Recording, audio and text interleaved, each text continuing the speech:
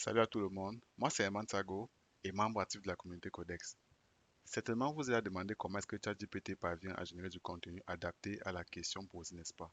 Si tel est le cas, alors vous êtes ici au bon endroit car dans cette vidéo, on va voir ensemble comment est-ce que cela se passe en arrière-plan. Ici vous voyez le schéma explicatif du processus. Déjà, à l'entrée du jeu, il nous faut une source. Ça peut être Wikipédia, votre document TXT, CSV ou alors votre document PDF. Donc, ce qui se passe par la suite, c'est que ces informations provenant des sources citées seront transformées en vecteurs et ces vecteurs seront donc par la suite stockés dans une base de données vectorielle. Cette base de données vectorielle peut être Face, ChromaDB, Pinecone ou alors Elasticsearch. Ce qui se passe par la suite, c'est que lorsque l'utilisateur viendra et va entrer sa question, cette question sera aussi vectorisée en utilisant un modèle d'embedding. Donc, pour ce cas, OpenAI, un modèle de OpenAI. Et puis un élément très important sera ici Similarity Search. Alors, Similarity Search, c'est un algorithme qui permet de trouver des documents qui passent le plus avec la question posée. C'est-à-dire, essayer de trouver des similarités, des similitudes entre la question et le contexte se trouvant dans la base de données vectorielle. Donc, sans toutefois tarder, on va donc voir ensemble comment cela se passe. Mais avant de passer à cela, on va donc voir quelques modèles quelques embeddings modèles de OpenAI. Alors, on a entre autres Text Embeddings, Free Small, Free Large et ADA. Ce sont les modèles qui permettent donc de faire le embedding, c'est-à-dire de vectoriser, de passer du texte au vecteur. Donc, vous pouvez utiliser l'un des modèles ici. Mais ce n'est pas gratuit, en même temps, il faut signaler. Mais si vous voulez utiliser des modèles gratuits, il y a aussi des modèles de Hugging Face. Donc, vous tapez sur Internet Hugging Face et puis il y a des modèles que vous pouvez choisir pour faire de embedding. Donc, sans toutefois tarder, allons donc au niveau de Jupyter Notebook pour voir comment cela se passe. Donc, on va créer un fichier Jupyter Notebook qu'on va appeler Semantic Search. Semantic Search. Et il nous faut justement des bibliothèques, principalement LangChain. Donc, pip install LangChain community. Il nous faut aussi LangChain OpenAI, puisque c'est OpenAI que je vais utiliser comme modèle, comme embedding modèle. Il nous faut LangChain OpenAI. Il nous faut aussi python.env pour charger notre clé venant du fichier .env. Donc, .env. Et puis il nous faut FS, donc FS CPO. FS CPO. Donc, on installe. Tout est installé. Donc ce qu'il nous faut, c'est juste importer le nécessaire. Donc from .env. From .env. Importons l'information qu'on appelle load.env. Ceci nous permet donc de charger notre clé qui se trouve dans notre fichier .env. Donc, on appelle dans la fonction. Vous voyez ici on a faux, ça pose dire la fonction a été bien chargée ou la clé, l'API qui a été bien chargée. Donc, ça passe à ce niveau. Donc, il nous faut charger notre embeddings model. Donc, from LangChain community, import, bon, OpenAI plutôt. On passe à ce niveau qui se trouve import OpenAI embedding. Si c'est fait, il nous faut aussi face, comme je dit tantôt. Donc, on va venir de community. Et puis, on a aussi une fonction qu'on appelle vector store. On va importer dans face. Donc, tout est fait. Donc, il nous faut juste utiliser. Donc, on va donc créer notre variable embedding et stocker notre instance d'embeddings. OpenAI embeddings. Donc, ici, vous pouvez utiliser, comme je dis, vous pouvez utiliser comme modèle, vous pouvez utiliser l'un des modèles ici. Donc, je vais utiliser Text Embedding Free Large.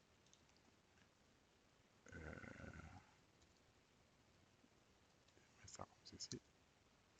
Donc, ça a été chargé. Et puis, comme source, tout à l'heure, parlé de Wikipédia. Or, je ne vais pas exporter Ouais, importer tous les fichiers qui se trouvent sur Wikipédia. Je vais donc prendre quelques, ouais, je crée ma propre source. On va dire une liste. Donc, on va donc taper sur Internet, ça part Python. Python, on va prendre ces petits textes, ces petits bouts de texte à définir de Python et ajouter à ce niveau, séparer. Et puis on va prendre un autre truc, on va appeler ça peut-être Java. Java, prendre, faire la même chose, ça définit le Java. Pareil pour les JavaScript.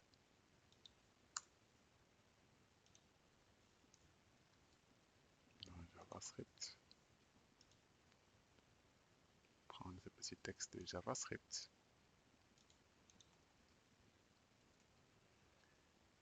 Et un dernier, peut-être Haskell.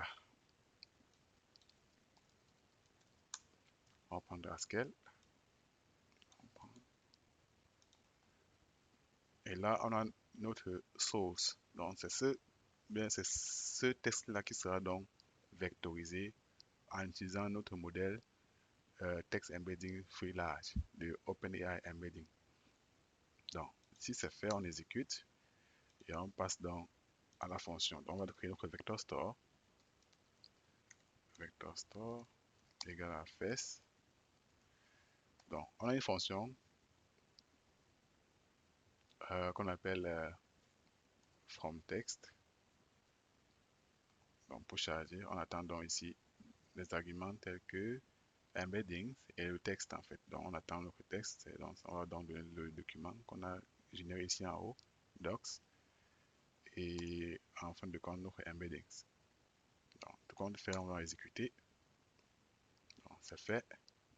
Ce qu'on va faire par la suite, c'est on va appeler nos algorithmes, comme je dit tantôt sur le schéma, on va appeler l'algorithme Similarity Search pour trouver des similarités entre la dite question, entre une question, on va dire ça comme ça, et le contexte, ou alors les informations qui se trouvent dans la base de données vectorielle.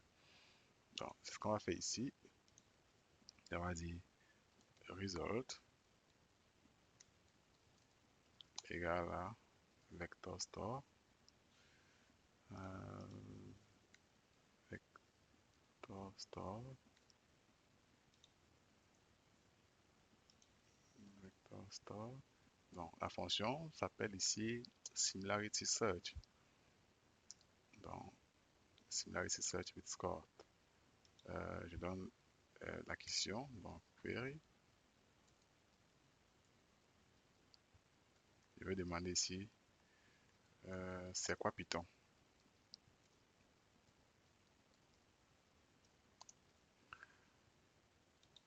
Alors, on va dire ici que je veux, vu qu'ici il y a combien de documents? On a donné 1, 2, 3, 4 documents. Alors, je veux qu'il me donne les deux meilleurs documents qui passent le mieux à la question. Donc, on a un argument qu'on appelle K. Donc, K égale à, je veux deux documents, donc deux top documents. Exécute la fonction, tout passe. Maintenant, on va dire donc, pour chaque résultat, qui se trouve, bon, chaque résultat et le score, parce que ça donne ça génère deux trucs, le score et le résultat. Donc, pour chaque résultat et le score qui se passe, qui se trouve dans le résultat, dans result, donne-moi d'abord, bon, pour l'esthétique, il faut d'abord quand même donner un sens à l'esthétique. Je veux 50 fois. Donc, pour chaque résultat et le score qui se trouve dans results, je veux une fois le résultat dans le texte proprement dit. On va dire document.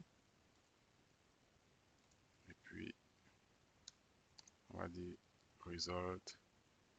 Non, on a donc un élément qui s'appelle page content. Donc, je veux prendre donc page content.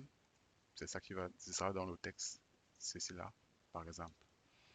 Donc, et puis, tout compte fait, il faut donc ajouter ceci pour l'esthétique avant d'ajouter le score. Donc, print, je mets ici score. avant d'ajouter dans le score en question. Donc, result, non, c'est plutôt score.